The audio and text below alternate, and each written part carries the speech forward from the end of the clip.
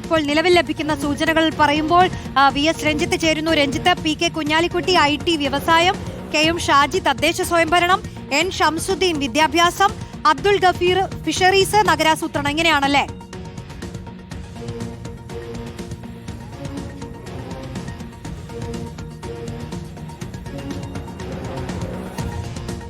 പരമ്പരാഗതമായി കൈവശമുള്ള വകുപ്പുകളിൽ മാറ്റങ്ങളില്ല എന്നുള്ളത് അതിൽ വിദ്യാഭ്യാസ വകുപ്പ് മാത്രമാണ്. ഉന്നത വിദ്യാഭ്യാസ വകുപ്പ് കോൺഗ്രസിന് വിട്ടുകൊടുത്ത് ഫിഷറീസ് വകുപ്പ് കിട്ടുന്നു എന്നുള്ളതാണ് അതിൽ ഒരു മാറ്റമായി സൂചിപ്പിക്കാൻ സാധിക്കുക. അതുകൊണ്ട് പരമ്പരാഗതമായി ലീഗ് കൈവശം വെക്കുന്ന വകുപ്പുകൾ പൊതുമരാമത്ത് വകുപ്പാണ്. IT വ്യവസായത്തിന് പുറമെ പൊതുമരാമത്ത് വകുപ്പ്, വിദ്യാഭ്യാസ വകുപ്പ്, ഗ്രാമവികസനം, അതുപോലെ തന്നെ തദ്ദേശ സ്വയംഭരണം, ന്യൂനപക്ഷ ക്ഷേമം തുടങ്ങിയ വകുപ്പുകളാണ്. ഈ വകുപ്പുകൾ തന്നെയായിരിക്കും ഇത്തവണയും ഉണ്ടാവുക. അതിൽ ഏറ്റവും പ്രധാനപ്പെട്ട വകുപ്പ് IT-യും വ്യവസായവുമാണ്. ഈ IT വ്യവസായ വകുപ്പുകൾ പി.കെ. കുഞ്ഞാലിക്കുട്ടി തന്നെ കൈകാര്യം ചെയ്യും എന്നുള്ളതാണ്. പൊതുമരാമത്ത് വകുപ്പുമായി ബന്ധപ്പെട്ട് പൊതുമരാമത്ത് വകുപ്പ് പി.കെ. ബഷീറാണ് പൊതുമരാമത്ത് വകുപ്പ് ആവശ്യപ്പെട്ടിട്ടുള്ളത്. പി.കെ. ബഷീർ പൊതുമരാമത്ത് വകുപ്പിന് വേണ്ടി വളരെ കൃത്യമായി ശ്രമിക്കുകയും അതിനുവേണ്ടി പദ്ധതികൾ ആസൂത്രണം ചെയ്യുകയും ഒക്കെ ചെയ്തിരുന്നു. അതുകൊണ്ട് പി.കെ. ബഷീർ തന്നെ ആയിരിക്കാം പൊതുമരാമത്ത് വകുപ്പ് മന്ത്രി എന്നുള്ളതാണ്. ഇനി അതല്ല പി.കെ. ബഷീറിന് കൊടുക്കുന്നില്ലെങ്കിൽ അത് കെ.എം. ഷാജി ആയിരിക്കും കൈകാര്യം ചെയ്യുക.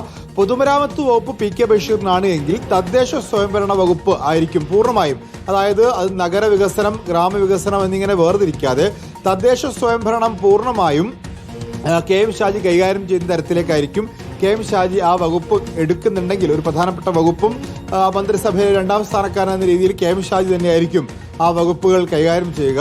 പിന്നീട് വിദ്യാഭ്യാസമാണ് ലീഗിനെ സംബന്ധിച്ചിടത്തോളം ഏറ്റവും പ്രധാനപ്പെട്ട ഒരു വകുപ്പ്. വിദ്യാഭ്യാസമാണ്.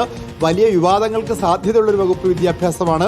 വിദ്യാഭ്യാസ വകുപ്പുമായി ബന്ധപ്പെട്ടാണ് വെള്ളാപ്പള്ളി ഉൾപ്പെടെയുള്ള ആൾക്കാർ പ്രതിഷേധങ്ങളൊക്കെ ഉന്നയിച്ചിട്ടുള്ളത്. അതുകൊണ്ട് ഒരു സൗമ്യഭാവമുള്ള, വലിയ വിവാദങ്ങൾക്ക് ഇടകൊടുക്കാത്ത, വളരെ പക്വതയോടുകൂടി പ്രതികരിക്കുന്ന ഷംസുദ്ദീനെ പോലെ ഒരാളായിരിക്കാം വിദ്യാഭ്യാസ വകുപ്പ് മന്ത്രി എന്നുള്ളതാണ് നമുക്ക് മനസ്സിലാക്കാൻ സാധിക്കുന്നത്.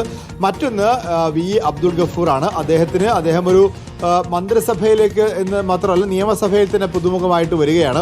അതുകൊണ്ട് തന്നെ അദ്ദേഹത്തിന് ഈ ഫിഷറീസ് പോലുള്ള വകുപ്പുകൾ, പ്രത്യേകിച്ച് കൊച്ചിയിലൊക്കെ കേന്ദ്രീകരിച്ചുകൊണ്ട് തുറമുഖവുമായി ബന്ധപ്പെട്ടൊക്കെ ഹാർബറുമായി ബന്ധപ്പെട്ടൊക്കെ പ്രവർത്തിക്കാനൊക്കെയായി അദ്ദേഹത്തിനൊരു ഫിഷറീസ് വകുപ്പും ഗ്രാമവികസന വകുപ്പും ഒക്കെ അദ്ദേഹത്തിന് കൊടുക്കാനാണ് സാധ്യത എന്നാണ് നമുക്ക് മനസ്സിലാക്കാൻ സാധിക്കുക. ന്യൂനപക്ഷ ക്ഷേമ വകുപ്പുണ്ട്.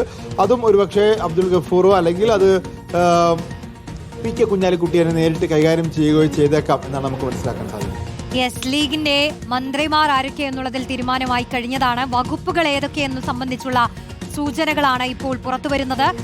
അതിൽ പി.കെ. കുഞ്ഞാലിക്കുട്ടി IT വ്യവസായം, കെ.എം. ഷാജി തദ്ദേശ സ്വയംഭരണം, N. ഷംസുദ്ദീൻ വിദ്യാഭ്യാസം, വി. അബ്ദുൾ ഗഫൂർ ഫിഷറീസ്, നഗരാസൂത്രണം എന്നീ വകുപ്പുകൾ എന്നുള്ള സൂചനകളാണ് നിലനിൽക്കുന്നത്. എന്തായാലും സ്ഥിരീകരണം അല്പസമയത്തിനകം തന്നെ വരുമെന്ന് നമുക്ക് അറിയാൻ കഴിയും.